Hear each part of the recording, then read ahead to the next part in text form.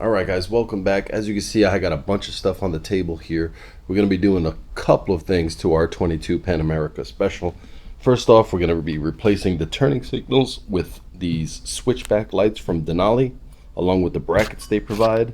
We're also going to be installing this SW-Motech Belly Pan. Super strong, super beautiful actually.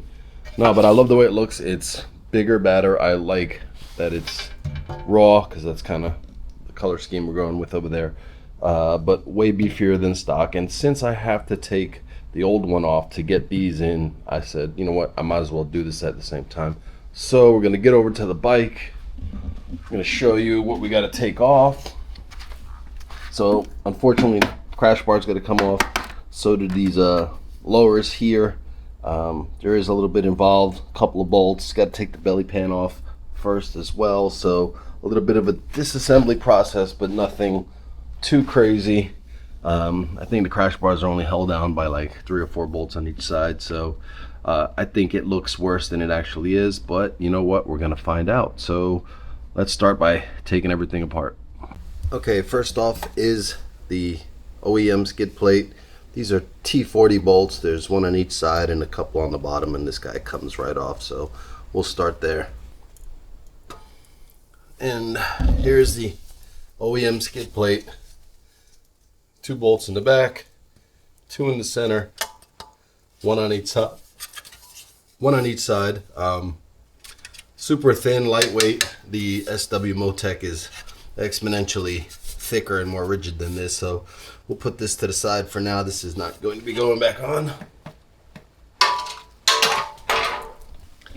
Next up is the crash bars themselves. I count 1, 2, and 3 right up in here. Bolts, I'm using a 1/2-inch socket, and that'll allow us to get to the lower.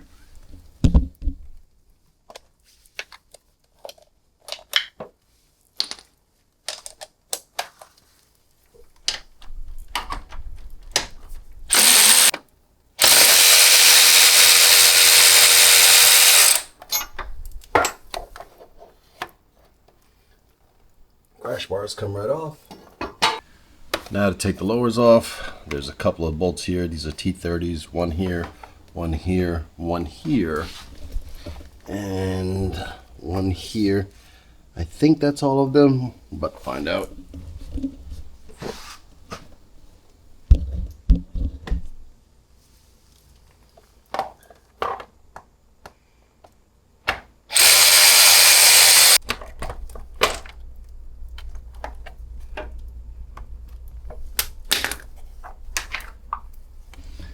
And this is where those bolts from the lower are screwed into, right into the radiator itself. Now you got to follow the turn signal wire right to here, and you got to take this little cover off. I think it's a T27, and you should be able to get access to the plug itself. And now you can see with the cover removed, this one is those ones with those 2 blue wires. I just got to get in there and disconnect that plug right there, and I should be able to pull this whole thing out. Okay, there's the plug there that was in there. We're gonna disassemble this guy so we can dismount the turning signal here. So there's a bunch of bolts on this side. I think that's it really. I think it's just these 2 and that one right there, and we can break apart this guy. Maybe there's 2 more in there. So we'll break apart this guy. We'll get access to where the light is mounted. So I took all the screws out, so now this whole thing should come apart in pieces here. There we go. And this is what I needed. There's another bolt up here. I'm going to take this wire out.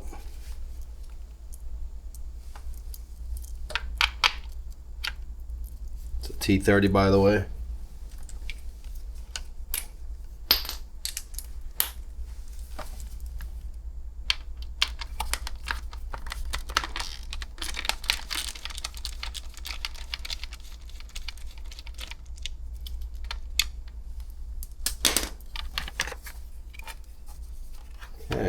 this guy should slide right out.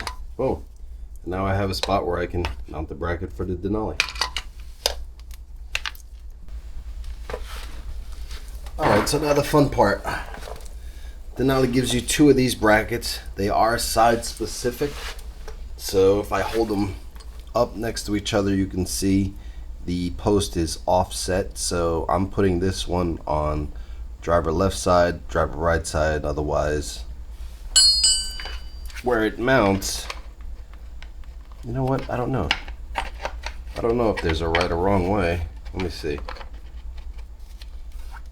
Yeah, so if that's there, if I use this one, it's hitting against this.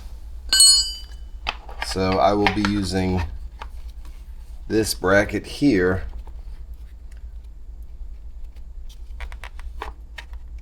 to sort of center it, I guess you could say. Like that. I don't even know if you guys can see that. But anyway, like I said, they are side specific. You can see the difference. To me, this makes sense to use on the left side. Denali has a pretty slick way to do this. You basically run the wire inside the bracket. They give you the bolts to mount it to the bracket. It does say Denali on one side on the top, so make sure that's facing up there. And then once you put the two bolts in there, you have this connector here, but they offer this splitter here, which basically allows you to plug and play. And now you have the Harley turning signal, plug the plug right into the bike. So pretty simple. Just two bolts here, and then we have a bolt and some washers to mount this to the inner part of the lower.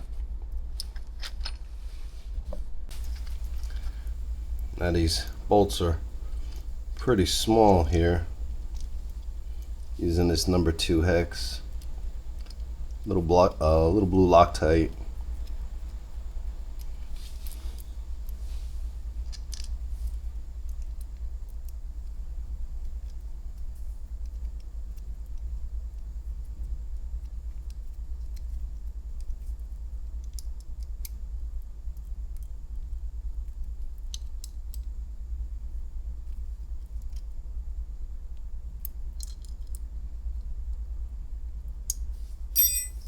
There you go. So pass the wire through this hole, and then I'm just gonna loop it in here like the OEM one was before. Just a little wire guide to keep this wire in place, just like that. And then we'll reassemble the lower fairing. Lower.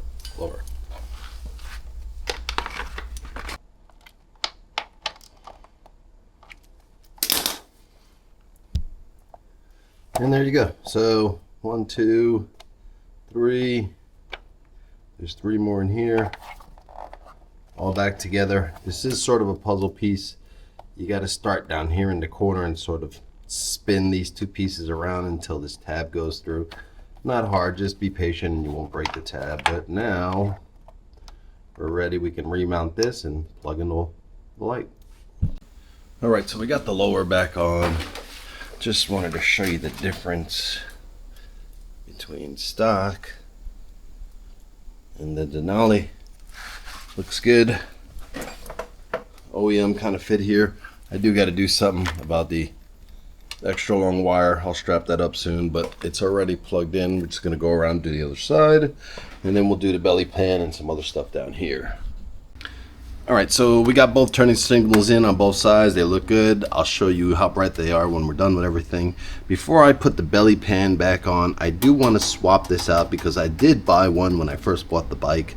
I thought this grill was OEM and I wanted something different. So again, this is just all aesthetics here. So I bought this one, and I'll leave a link in the description along with everything else. So while I have this stuff off, I'm going to be swapping the battery. I got one of these lithium batteries here. We're going to put that in, and along with that is a battery tender whip so I can charge the battery, and just easier to access than take off the belly pan. So we're going to do that real quick, and then we'll put the belly pan on.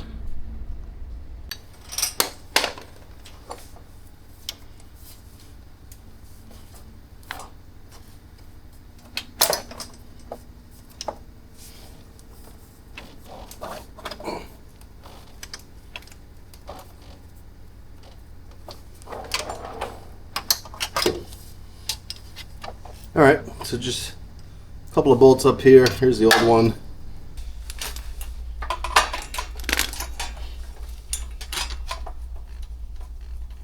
See a better shot at the grill here. I think it looks nicer than ones with the little holes in there, but like I said, just aesthetic. We need to get to the battery, so I believe this needs to come out, and then I believe this is for the starter. You need to disconnect the leads here behind this funky rubber thing.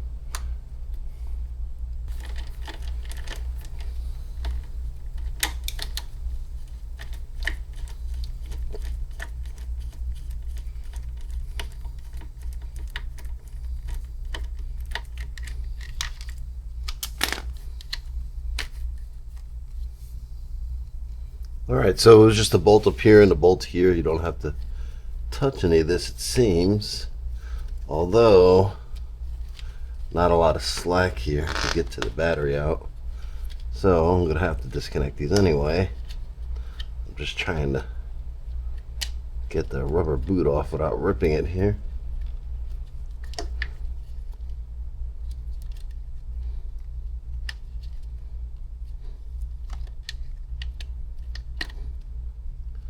There we go.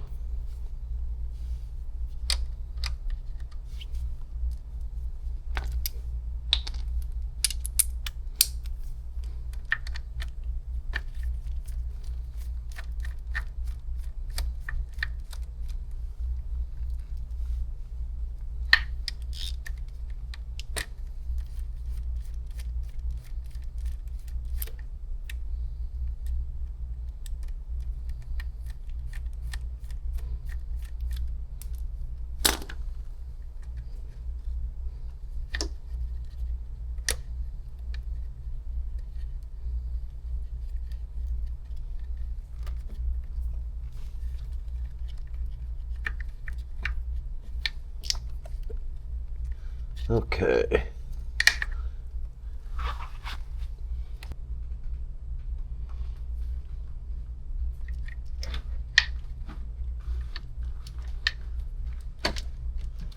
There we go.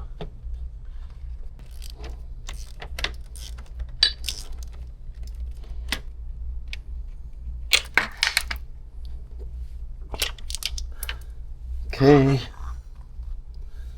And there's the old battery. Oh, look at that. It was a lithium. Well, I got it off anyway, but it looks like I'm replacing the battery with the same one. So I'll just put the new one on. I've already bought it. Who cares? Alright, before we can put the belly pan on, there's a couple of brackets. This guy goes in the front. Like this. And you've got this bolt and this washer. It goes through the bottom.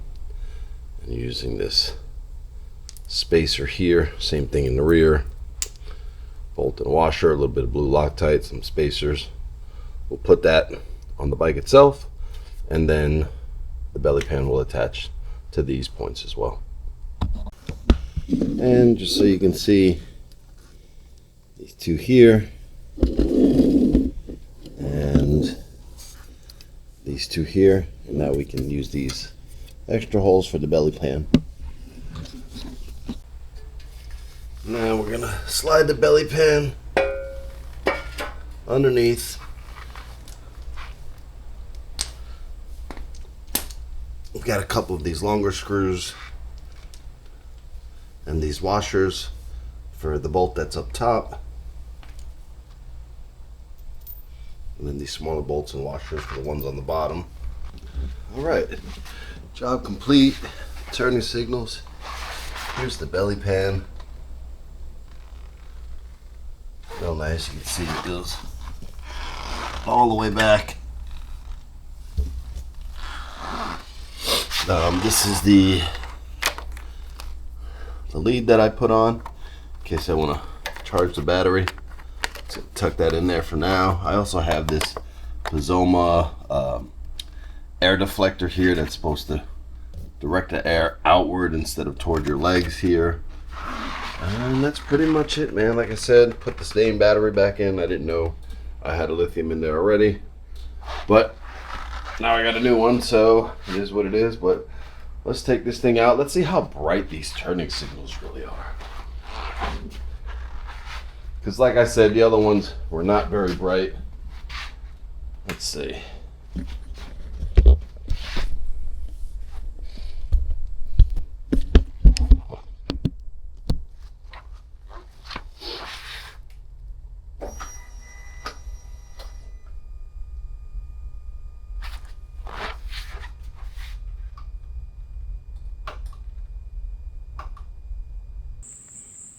All right, let's turn the lights on and see how much brighter they are.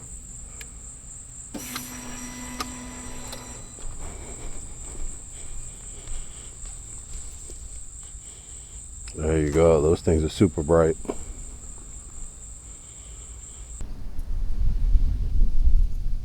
Here they are. They're looking good. Super bright at night. Way better than stock. Very happy with that. Here is the grill. I know it's kind of, the sun's in a funny spot, but you can kind of see it's got these slots. Again, to me, it was all aesthetics. I think it looks great. It looks different. And of course, the SW-Motech Belly Pan. Super clean. I like that it's raw and it kind of goes with the theme here. Also very happy with the install and how it looks. And it is 10 times beefier than the stock one. So that is a plus. The lithium battery. There was one in there already, but I didn't know that. I swapped it out. No problems there so far. But I also wanted to show you guys these things. These are the brackets from the Cutrate that you can mount your Leather Pros to, or your Harley bags. They are dry fitted right now. Don't mind the little rust spots. I just washed the bike here. But this is just dry fitted. I've been running the bags. It looks super sharp. I like it in the low position. I haven't tried it up. I'm using the Leather Pro Minis. I'll show you that in a second here. But now that it fit and it was super easy, literally just 2 bolts up here, and then you have to buy the studs if you don't have them already for whatever bags you're going to put on. But these are the Leather Pro ones. So I had the spare set when I put the large ones on the Street Bob and took off the minis. But yeah, great fit. Rock solid. But let me show you what the minis look like real quick. All right, really happy with the way that looks. I think the minis are a great bag for these brackets because they're not too heavy and you get good pipe clearance. I think the big ones are probably too long, at least for this pipe. Maybe if you had like a Tosi pipe or something like that, something that's shortened down there, you might be able to get away with it.